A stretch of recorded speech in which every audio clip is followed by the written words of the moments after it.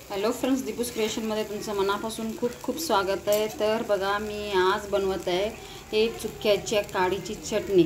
चुका माहीत असेल तुम्हाला। हे बघा, त्याला चुक्याला असे मोठे मोठे देठ राहतात नाही। बघा, हे मस्त आंबट असता म्हणून ह्याची चटणी खूप छान होती। आता बघा, हे वाफलेलं आहे चुक्याच्या काड्या आणि हे शेंगदाणे, हिरवी मिरची, कोथिंबीर, लसूण हे सगळं छान असं तेलात फ्राय करून घ्यायला पाहिजे। मग आता हे मिक्सरमध्ये छान वाफलं ना 2 मिनिट, मग मागून मिक्सरमध्ये काढून घ्यायचं।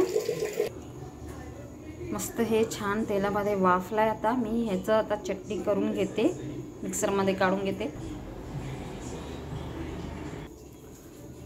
हे बघा, मस्त चटणी बनवून तयार आहे।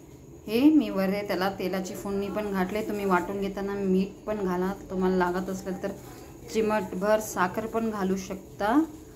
मस्त चटणी हे आंबट मस्त लागती, आधीच ते काड्या आंबट असता। हे भातासोबत, पोळीसोबत, भाकरीसोबत तुम्ही खाऊ शकता। तुम्हाला जर आवडला असेल तर व्हिडिओ लाईक करा, सबस्क्राईब करा, शेअर करा प्लीज। भेटू पुढच्या व्हिडिओमध्ये। बाय।